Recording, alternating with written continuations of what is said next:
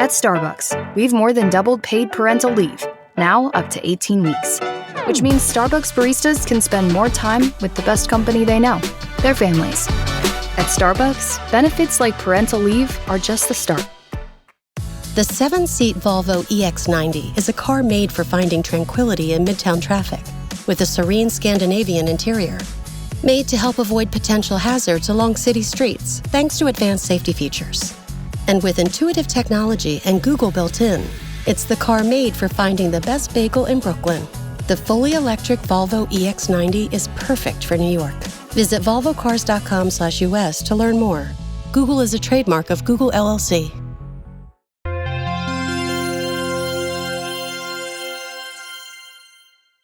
June Thomas is an author, podcaster, longtime colleague at Slate, and a friend. She's interested in many things. She wrote a wonderful book about lesbian spaces. She's great to talk to about television. But anyone who knows her knows that there is one subject she loves to chat about more than anything else. I am obsessed with teeth, and I can't really deny it. Like, after the apocalypse, when we're all just doing things that somebody's got to do this, right? I will try and maybe do a bit of dentistry because I find it absolutely fascinating. It's a fascination born out of a lifetime of dental work. June was raised in a small mining village near Manchester, England, by parents who both had dentures. There's in no way any kind of neglect. It's just that my parents, they just never had me brush my teeth because they'd never brushed their teeth. So my teeth were just bad. When I was young, I had terrible toothache, just constant. I looked like a wee, what are those animals, like Chippendale? A chipmunk. A chipmunk. I looked like a chipmunk. I often was totally, puffed out with infections. I had a lot just open decay. Honestly, it was a very ugly situation. In the mid-1980s, when June was in her 20s, she moved to the United States. As an adult with a good-paying job and dental insurance, she began to invest in fixing her mouth. Over nearly 40 years in America, she spent something like $100,000 on dental treatment. It got a whole lot better, but it's never going to be normal. They're not white. They're getting all snaggled up, all tangled up. It was kind of a little bit too late. Nobody in America ever commented on the state of her teeth directly, which I think is because June's teeth look perfectly lovely. But she started to suspect it was because Americans didn't find her teeth out of the ordinary. Not for a British person. It's shocking to me that there's this idea that all Britons have bad teeth. And conversely, I suppose, by extension, all Americans have great teeth. Don't let American dogs suffer from British teeth. Give them Greenie's treats. Why don't you get your teeth fixed? I live in Britain. I don't want to stand out. Well, British people have notoriously bad teeth, so... You can just say British teeth, and that's the joke. That's it. That's the joke in a memorable Simpsons episode from 1993, when a dentist tries to scare Ralph Wiggum into proper tooth care. Let's look at a picture book. The big book of British smiles. And he flips through the pages, and it's full of horrific drawings of completely snarled up mouths. That's enough! That's enough! And then there's the most notorious example of all. Name, Austin Danger Powers. Sex? Yes, please. In the Austin Powers movies, Mike Myers plays a British spy from the swinging 60s who's unfrozen 30 years later, only to have everyone fixate on his crooked off-white teeth. Okay, let me guess. The floss is garrote wire, the toothpaste is plastic explosives, and the toothbrush is the detonation device. No, actually. Well, since you've been frozen, there have been fabulous advances in the field of dentistry. What do you mean? It wasn't just a 1-minute joke. It was the entire premise of Austin Powers' personality. Do you think it's fair to say Americans just actually all believe that British people have horrible teeth? I don't doubt for a minute that they believe that. This is not a fringe opinion. And the longer June lived here, the more she found herself holding that opinion as well.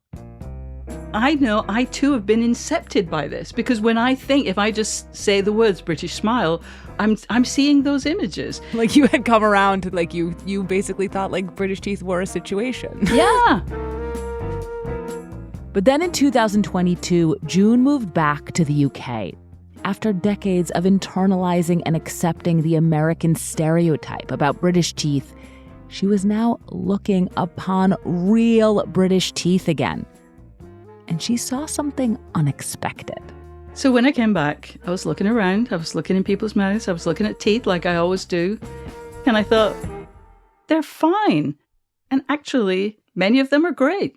So, what happened? What happened, America? Why are you so obsessed with knocking British teeth?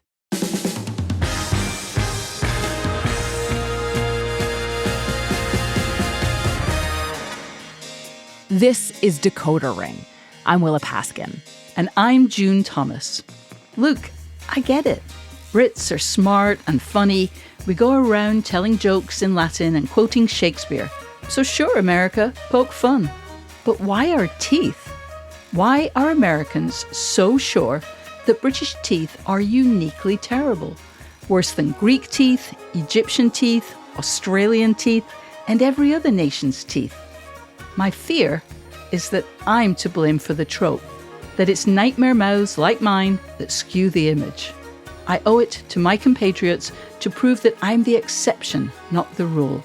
I want to determine, once and for all, if the American stereotype of bad British teeth has any merit whatsoever.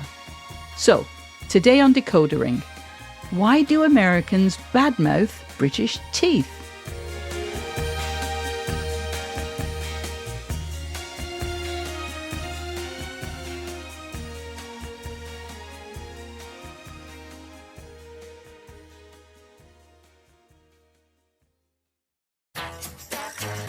This podcast is brought to you by Progressive Insurance. You chose to hit play on this podcast today. Smart choice. Progressive loves to help people make smart choices. That's why they offer a tool called Auto Quote Explorer that allows you to compare your Progressive car insurance quote with rates from other companies. So you save time on the research and can enjoy savings when you choose the best rate for you. Give it a try after this episode at Progressive.com. Progressive Casualty Insurance Company and Affiliates. Not available in all states or situations. Prices vary based on how you buy.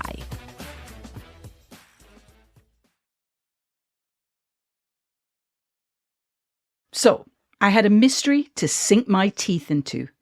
Where does the stereotype of manky, snaggled British teeth come from? And is there any truth to it? When I drilled down into the history, what I found is that if you go back far enough, you reach a moment when British teeth could not possibly have stood out, because teeth were awful everywhere. All across Europe, basic dental hygiene was abysmal. In the 1600s, people were using bone and animal bristle toothbrushes that effectively coated teeth in bacteria. When you inevitably got a rotten, painful toothache, the only recourse was to have it out. But you couldn't go to the dentist because the dentist as we know it didn't exist. Instead, there were tooth pullers, dreaded fang yankers with no medical training or access to painkillers, who plied their trade in barbershops and sometimes even tooth pulling contests. We see who is the victor now. Ready, ready. There's a song from the musical Sweeney Todd, the Demon Barber of Fleet Street, that takes place at one such contest. To pull the tooth without the skill can damage the root. Now hold the stick. Events like that were pretty common. Travelling tooth pullers liked to draw a crowd by making a show of their extraction skills, and not coincidentally, surrounding themselves with musical performers and lots of commotion to muffle the screams of their patients. For centuries, losing your teeth was considered a natural part of aging, and the few you managed to hold on to would be in gnarly shape. So, yes, this was the state of things in England, but also in France and Italy and Estonia and all over Europe. But it's not the French or the Italians or the Estonians who get ribbed about their choppers. It's not Europeans writ large whose teeth were being described by doctors and anthropologists in the 1930s as notoriously defective, the worst in the world. Why have the English, in particular, spent centuries taking lumps about our grotty teeth? I found a clue in the earliest reference to bad English teeth that I came across. It was made in 1598 by a German visitor to the court of Queen Elizabeth I. Here's how he described Her Majesty. Her lips are narrow and her teeth black, a defect that the English seem subject to from their great use of sugar. In other words, the root of our alleged tooth problems is our sweet tooth. More than 400 years ago, English people were already notorious for consuming unusually large quantities of sugar. I mean, it starts incredibly early. There are constant references to the British love of sugar. Mimi Goodall is a historian who has studied England's appetite for the sweet stuff. John Evelyn, a diarist, says because of the peculiar nature of the British people who can't even eat salad dressing or a Rhenish wine without sugar in it. So it does seem to be something that's tied to British identity. Most humans are drawn to sweetness, but experts have floated lots of theories about why the English became particularly fond of it. Some have blamed the climate. The best way for Britons to keep produce after the short growing season was to candy it or preserve it as jam. But in the centuries before marmalade, Britain's preferred sweetener was honey, which they loved to put into their beer and wine. At least until Queen Elizabeth's father came along. During the Reformation, when Henry VIII divorces Catherine of Aragon and sets up his own church and he dissolves all the monasteries so that Catholics are sort of pushed out of Britain, monasteries were really, really important beekeepers. And when there's no bees, there's no honey, and therefore the price of honey shoots up. And just as the price of honey was skyrocketing, a cheaper alternative was becoming more widely available in England than ever before, thanks to the growing British Empire. Britain goes over to these islands, Jamaica, Barbados. It colonises them, it takes them over, and then it starts to grow sugar using the labour of enslaved Africans. Portuguese, Dutch and French merchants had previously developed sugar plantations and processing techniques, but the English were particularly predatory in their approach to the trade. They do it at scale, they do it with huge volumes, so they are trafficking more Africans and they are much more invested in colonising other islands. They're shipping back much, much greater volumes of sugar back to Britain, and then when it's in Britain, it remains an expensive good, but it is something that everyone is consuming. Even very, very poor people can still consume small volumes of it. Handwritten recipe books from this time are full of foods with an unexpected helping of sugar. Things what I would think sound interesting, but kind of quite disgusting with sugar and herbs and spices in a kind of eggy blob, that sort of thing, which is called a tansy. They would have it in wine, they would have it in lots of different medicines as well. You could have it in those sort of little solid sugar figurines. They were called subtleties. So basically just sucking on sugar. Sucking on sugar, yes. And I think it was also in cakes, tarts. By 1797, there's a figure that kind of ordinary people, 11% of their income was going on tea and sugar. So, because of its connection to colonialism and the slave trade, sugar, an imported good, had become a huge part of the English diet. Making it even more central still was a seismic cultural change originating in England itself, the Industrial Revolution. Beginning in the 1750s, people shifted from cultivating the land, toiling according to the sun and the demands of the season, to working in factories on someone else's schedule. You're clocking in and you're clocking off in a much, much more formalised system. That means that break time and lunchtime are regulated, and how to get cheap and easy energy. Jam is incredibly important because bread is obviously easily transportable, but you want something to make bread taste nice. Poor children ate bread and jam, which back then was mostly sugar, for 2 meals out of 3, as did a lot of adults, especially women. By 1900, sugar made up about 1/6 of English people's caloric intake, more for the poor. By this time, other countries' sugar consumption had caught up, but English stereotypes were already entrenched. We're a nation of tea drinkers. We like our sweets. And, allegedly, as a result, we have terrible teeth. There is historical validity to the idea that they eat lots of sugar, absolutely. Whether that leads to tooth decay, I feel uncomfortable saying yes, because I think there are lots of reasons why dental hygiene is bad beyond sugar. I think I've got a very sort of knee-jerk gut reaction of like, hang on a moment. Hang on a moment indeed. Even if Elizabeth I really did rot her teeth with treacle tarts more than 400 years ago, what does that matter today? Dentistry and diet have changed dramatically since the age of empire and the Industrial Revolution. And it seems to me that the English are still being saddled with a stereotype that has grown pretty long in the tooth. Okay, I get it. I have bad teeth.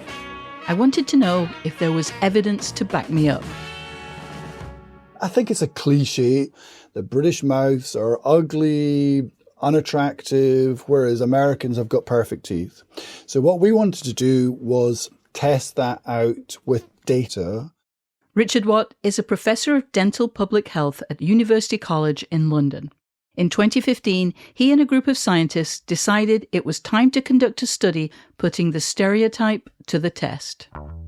I was quite keen to sort of dispel that, if that was true, because it's a bit irritating, Americans always thinking their teeth are brilliant.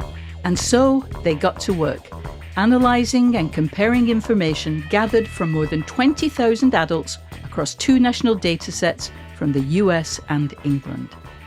They looked at a range of measures, but paid particular attention to missing teeth.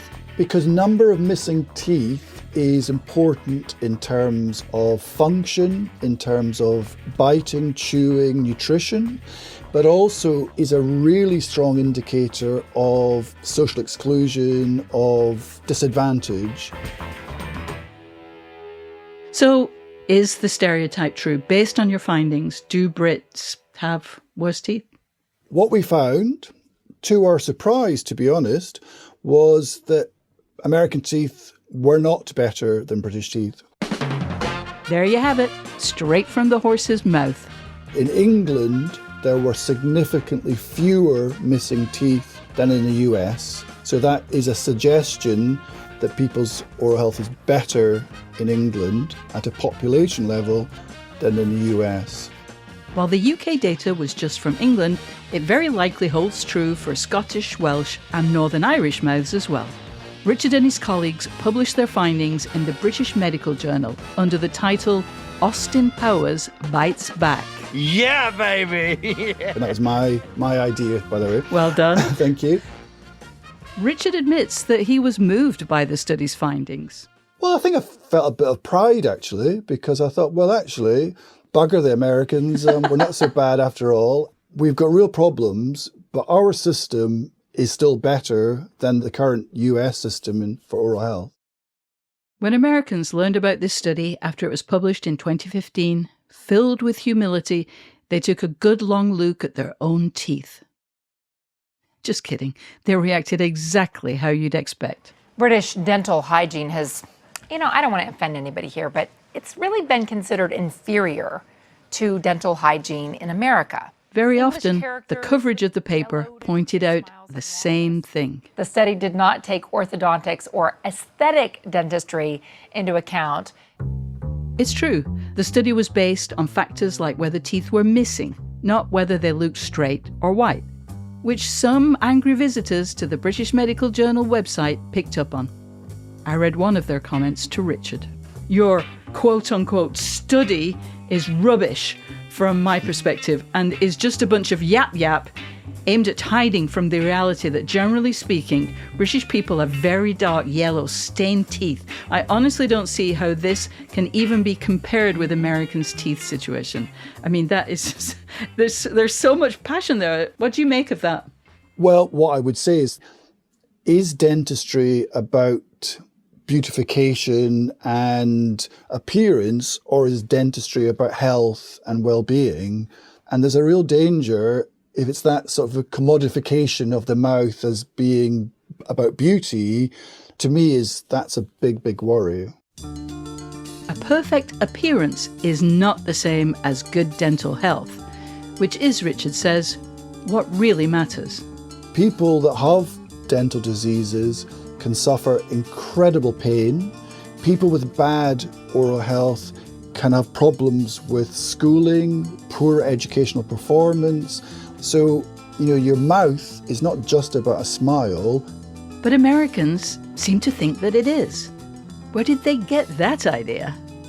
Maybe it's not the peculiarities of British teeth that need to be explained after all. Maybe it's time for the magnificent American mouth to undergo an examination.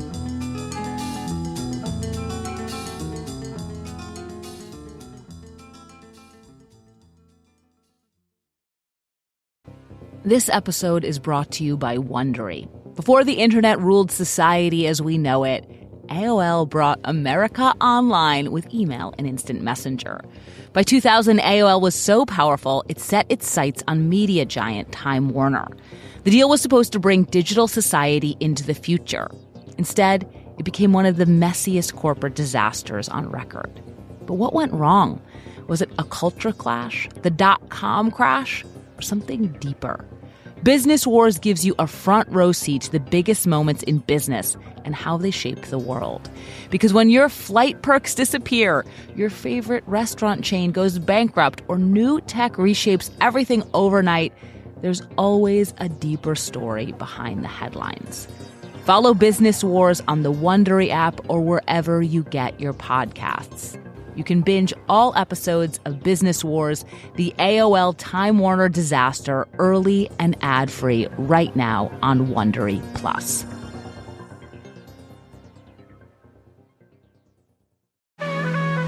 This podcast is brought to you by Progressive Insurance.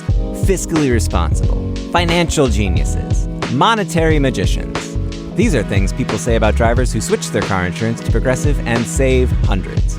Because Progressive offers discounts for paying in full, owning a home, and more. Plus, you can count on their great customer service to help you when you need it, so your dollar goes a long way. Visit Progressive.com to see if you could save on car insurance. Progressive Casualty Insurance Company and Affiliates. Potential savings will vary. Not available in all states and situations.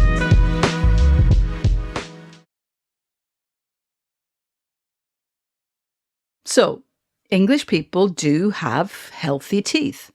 But that's not good enough for Americans, because, it turns out, Americans are peculiar about teeth in their own way. They have come to believe that the only good teeth are cosmetically perfect teeth. The Americans, they want to look very aesthetic, whereas the Brits are maybe not as keen. Yeah. I went to a trade show in Glasgow and asked some dental professionals about their take on American teeth.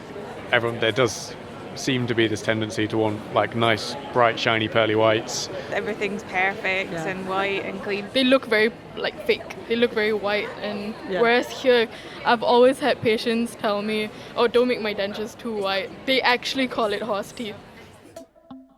How did Americans come to prize horse teeth? Teeth as shiny, white, straight, and large as piano keys. After all, American teeth were once as bad as English ones. Need I remind you that most colonial Americans were also English and also ate a lot of sugar?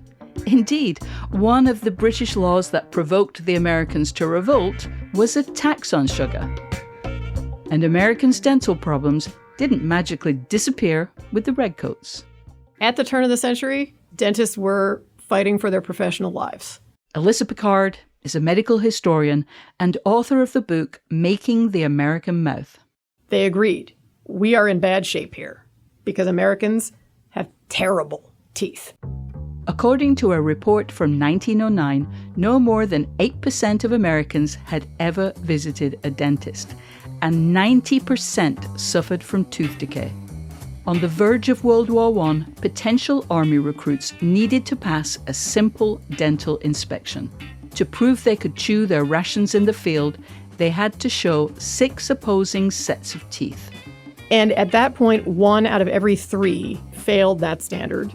A third rejected. They didn't even have 6 sets of teeth. So at this point, the US and UK were on pretty equal footing, or mouthing. But the countries started to part ways in the years after World War II.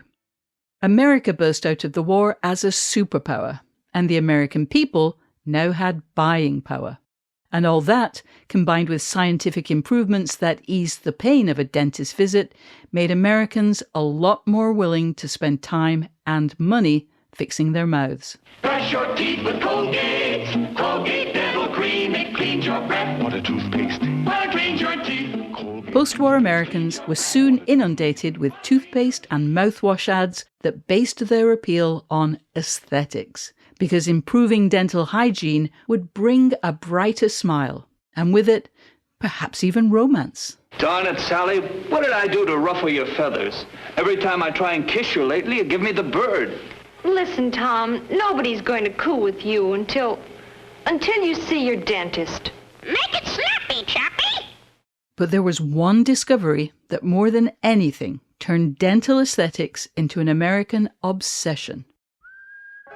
Decades earlier, dentists had noticed that something unusual was happening to the teeth of people living in certain parts of the American West. They had yellow and brown staining on their teeth, but bizarrely, they also had teeth that were intensely resistant to decay. And of course, dentists got really interested in the question of why this was the case. Over the 1930s, they conducted scientific studies in those locations to try to determine the cause. And they reached the scientific conclusion, it's the fluoride. What is fluoride? It is a natural substance found in varying degrees in nearly all water and most foods. As a mineral, fluoride can naturally flow from rocks and soil into water sources. Scientists realize that in all of the places where people were getting discolored but very strong teeth, the local water supplies contain very high natural levels of it. So they began to wonder what would happen if they put very low doses into the water supplies of locations whose landscapes provided less of the stuff. If that could build stronger enamel for everyone without causing staining, it would be a game changer, especially for kids. It can be critical in helping to make sure that the enamel that's forming for their permanent teeth is actually going to be robust enough to stand up to decay. Beginning in 1945, they conducted tests artificially fluoridating the water in cities across America. And finding in the places where we fluoridated the water, the level of decay dropped by 90%. Now, our children can have better health through fluoridated water. They can drink away tomorrow's tooth decay.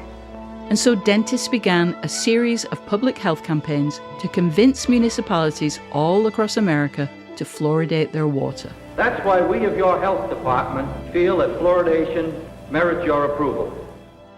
But even with the overwhelming evidence about the benefits of fluoride, in just about every municipality, there were loud and deeply suspicious citizens who offered fierce resistance.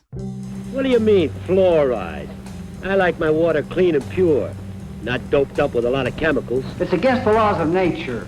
It's an unnatural poison you want to feed our kids. And now here they are, showing up at every single municipal meeting, coming at them with the argument that it's going to weaken people's brains and turn them into communists and make them more susceptible to various other kinds of illnesses for which there was no real evidence. It attacks the bones, kidneys, and hearts of older people and increases the chance of cancer. It's an infringement on human rights, a communist conspiracy where the people are helpless to resist. Dentists found this experience bruising, chafing, and infuriating. Those statements are not right. There is absolutely no danger. These battles would go on for decades, deep into the 2000s, often egged on by conspiratorial far-right organizations. For the most part, though, the dentists were persuasive. In most municipalities, despite the opposition, they were able to convince communities to add fluoride to the water. Today, more than 200 million Americans have fluoridated water, including residents of 42 of the 50 largest cities. For the generations who have grown up with fluoride, teeth are now strong, cavity-resistant, and long-lasting as a matter of course. You no longer expect your teeth to rot, fall out, or need to be pulled. You expect to keep them for life. It was an incredible accomplishment.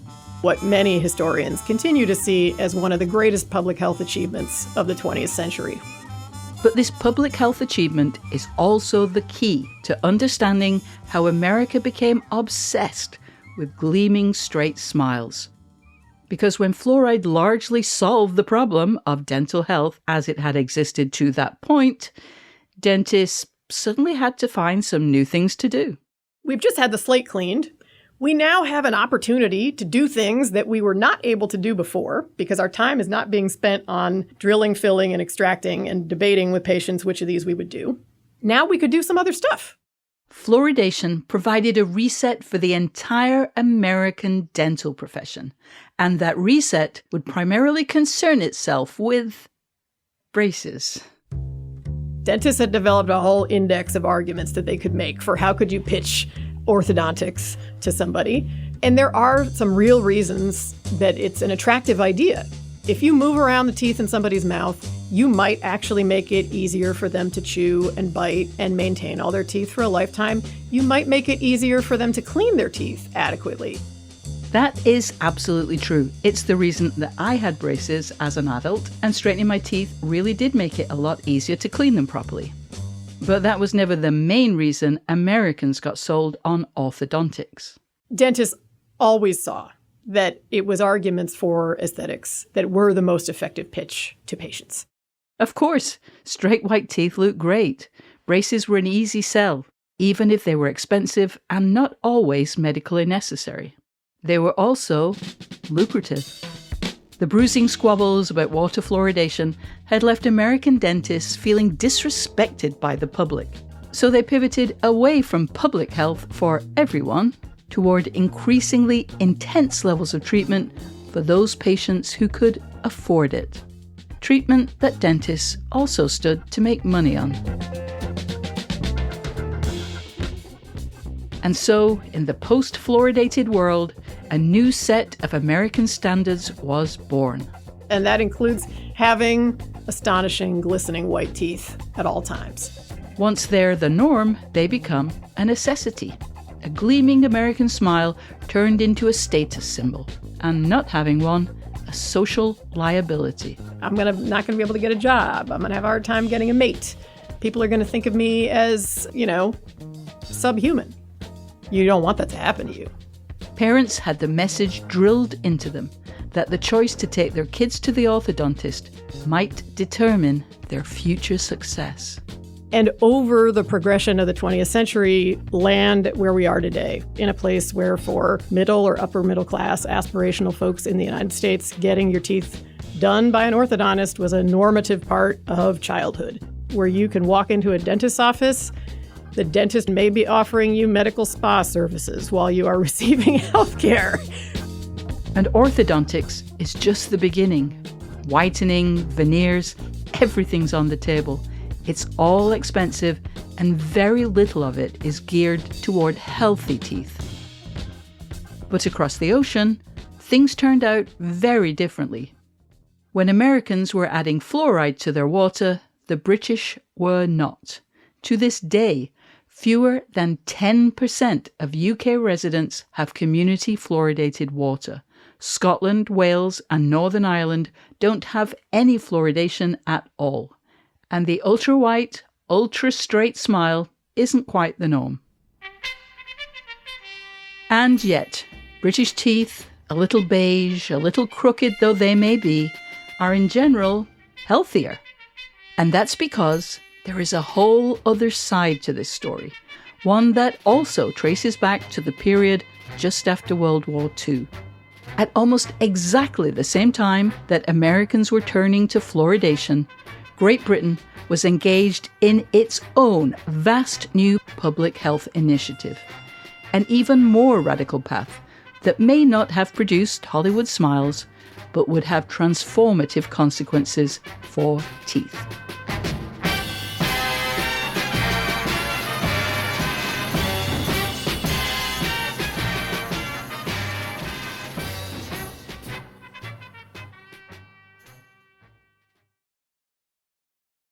This episode is brought to you by Marshalls, where you never have to compromise between quality and price. The buyers at Marshalls hustle hard, working to bring you great deals on brand name and designer pieces. Because Marshalls believes everyone deserves access to the good stuff. Visit a Marshalls store near you or shop online at marshalls.com. Abercrombie Kids is bringing the ultimate first day energy back to school. It all starts with on-trend outfits for that front door photo shoot. Plus, the coolest tees, shorts, and jeans to take them through the rest of the year. Get them ready for their close-up and keep them comfy too. Make this grade their best one yet. Shop all things back to school, in-store, online, and in the app.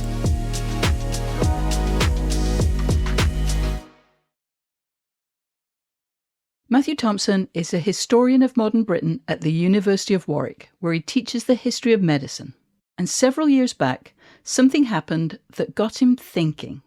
I guess this must have been quite soon after the death of David Bowie. It's one of those do you remember where you were when you heard the news moments. To his fans, he was simply one of the most important and original figures in the history of rock music. I was listening to all the obituaries, and there was this whole thing about his shape-shifting kind of history. Over a career spanning 4 decades, he continually reinvented himself and his music, from the alien rock star Ziggy Stardust to the thin white Duke. He just changed and changed and changed and changed. And I thought, well, actually, there's one part of that shape-shifting history that no one talked about at all, in fact. When you actually look at pictures of him in kind of the early 70s and then look at pictures of him now, his teeth are spectacularly different. At the beginning of his career, Bowie's teeth were yellow, overcrowded, and misaligned. I know they're not very straight, but they're the only ones I've got. But as he enjoyed more success, his teeth seemed to evolve. The ones that he ends up with, they're pretty, they're white and straight, yeah? And less interesting, I think. Matthew realised he preferred Bowie's original teeth, imperfections and all. I mean, I think they're very engagingly crooked and yellow. I mean, for me, that's part of the attractiveness of David Bowie in that period. And it's sort of, I don't know, for me, it really captures his personality in many ways as well. There was beauty, confidence, swagger in that easy grin. And the historian in Matthew recognised something even more significant. Those imperfect teeth represented an absolute triumph of British healthcare, a crowning achievement of one of our greatest treasures. The National Health Service, a state medical service which everyone in Britain is entitled to use, so that the expense of necessary treatment is no longer an obstacle to any who may need it. The National Health Service is Britain's publicly funded healthcare system, and it's the country's most beloved institution. It arrived in 1948, around the same time that America was starting to get serious about fluoridation. The NHS meant that everyone could get medical, optical, and dental care, and it would be free at the point of delivery. When you're ill, you won't have to pay for treatment.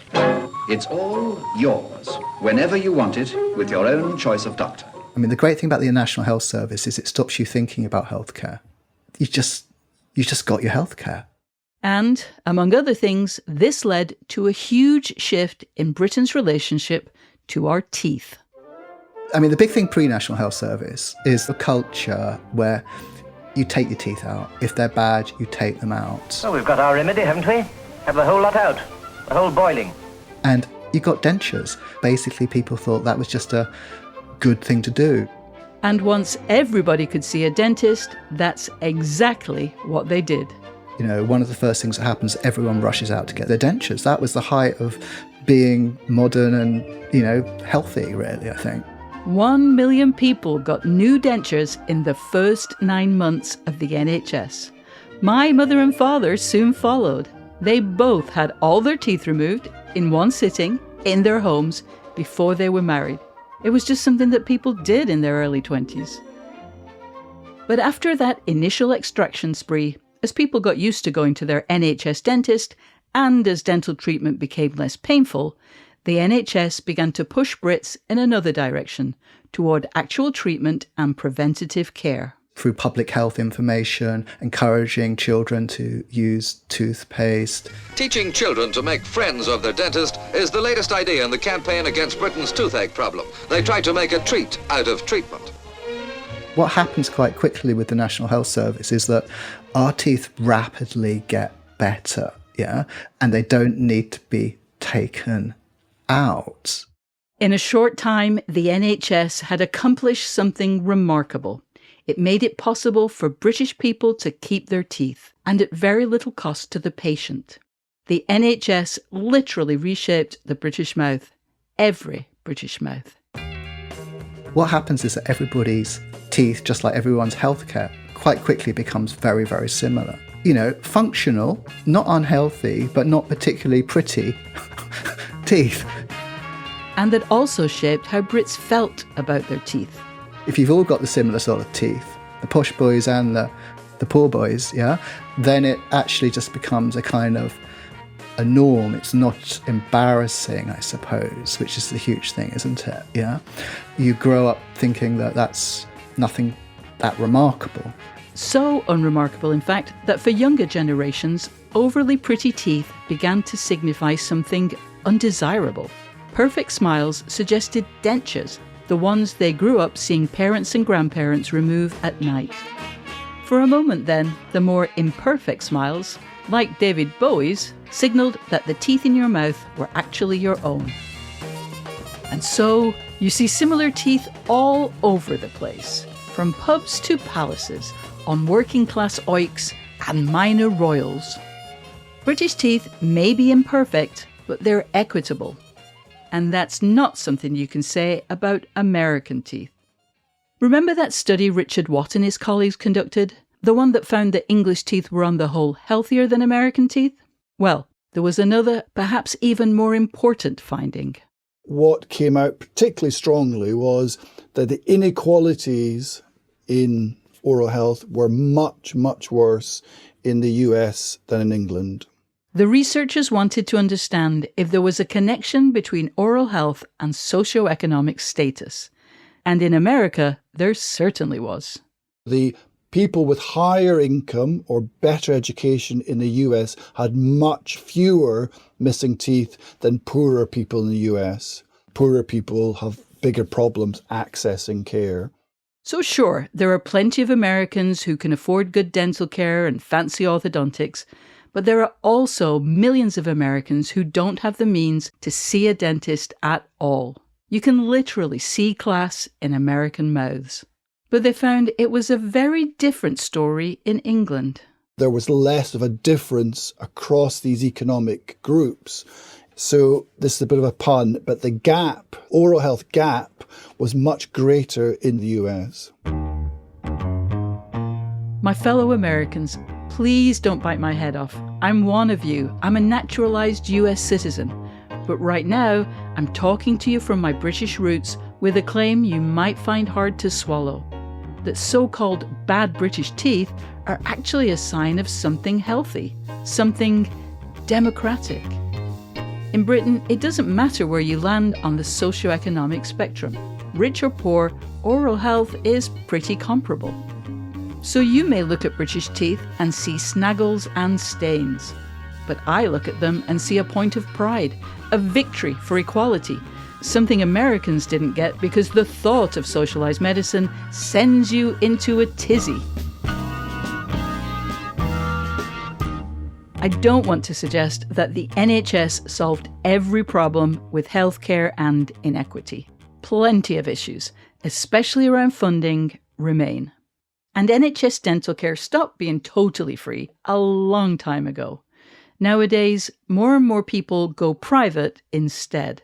Costs are still much smaller than in the US, but the more people pay for treatment, the more they expect in return.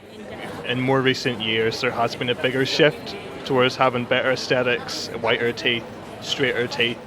The people I spoke with at the dentistry show in Glasgow confirmed this trend. Certainly, American culture has come over. Everyone wants veneers, everyone wants Invisalign, everyone wants their teeth to look straight and have the classic Hollywood smile nowadays, more than in the past. Social media's probably got a lot to answer for that because everyone's taking pictures, it's so much more now, like you smile, like take a picture, smile. Whereas years ago, you really only took pictures on holidays and special events. You didn't really have pictures taken all the time, whereas now people take, so I think people have become a little bit more conscious of how their teeth look. And it's not just how they look to other Brits they need to be conscious of, as the actress Amy Lou Wood discovered after appearing on The White Lotus. The 31-year-old actress is furious after Saturday Night Live mocked her overbite, calling the sketch mean and unfunny. Oh, look, a monkey!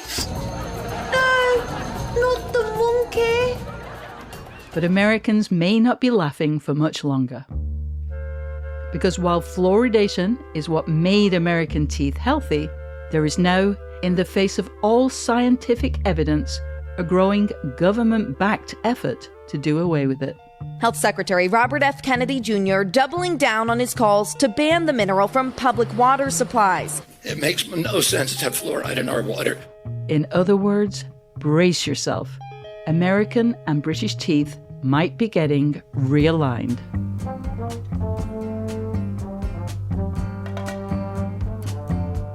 Look, if I claimed I wouldn't have loved a gleaming American smile, I'd be lying through my teeth. But I'm okay with my okay teeth. I'm even okay joking about them. Because I've come to view my meh mouth as a reflection of British national values at their best. Egalitarianism, communitarianism, and modesty. And of course, the great British tradition of self-deprecation. It's kind of like, it's make do with what we got, and it's, laughing at ourselves. We're very good at laughing at ourselves, I think, but it's very affectionate. Matthew Thompson told me about a poem that encapsulates all of this. The British comedian Spike Milligan wrote it back in the 1950s, and it's called simply Teeth. I wrote it down because I thought it was relevant, So English teeth, shining in the sun, a part of the British heritage, I, each and every one. English teeth, happy teeth, always having fun, clamping down on bits of fish and sausages half done. English teeth, heroes' teeth, hear them click and clack.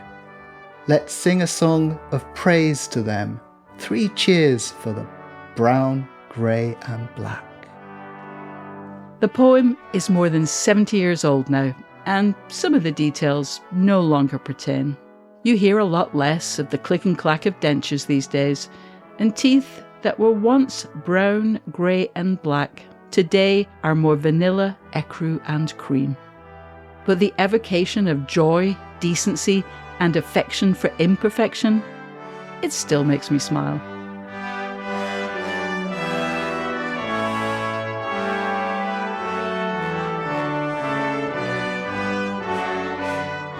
This is Decoder Ring. I'm June Thomas. And I'm Willa Paskin. June's latest book is called A Place of Our Own, 6 Spaces That Shaped Queer Women's Culture.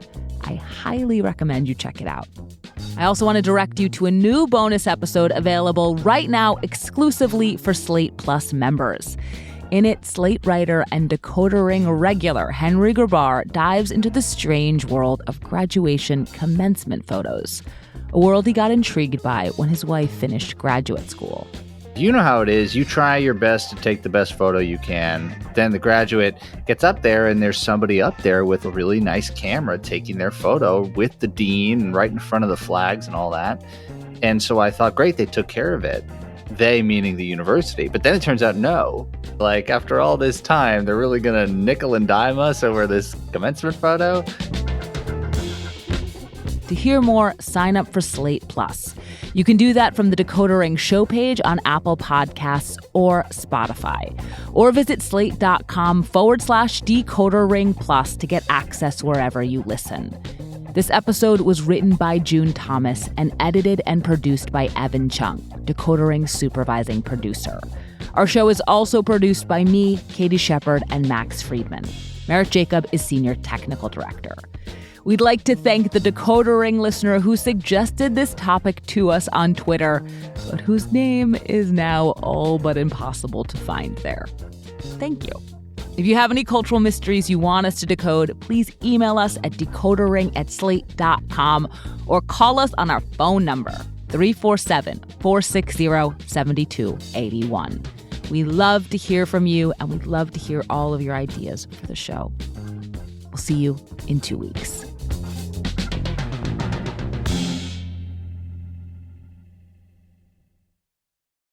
Want to live better? We got a lot of work to do. Join Chris Hemsworth in National Geographic's new Disney Plus original series, Limitless. Live Better Now. I'm diving headfirst into cutting-edge science to uncover 3 powerful secrets to living better right now. The growth that occurs through any challenging experience is really what we seek. Chris Hemsworth stars in Limitless. Live Better Now. Now streaming on Disney Plus and Hulu. It's showtime. This episode is brought to you by FX's Alien Earth, the official podcast. Each week, host Adam Rogers is joined by guests, including the show's creator, cast, and crew, in this exclusive companion podcast. They will explore story elements, deep dive into character motivations, and offer an episode-by-episode behind-the-scenes breakdown of each terrifying chapter in this new series. Search FX's Alien Earth wherever you listen to podcasts.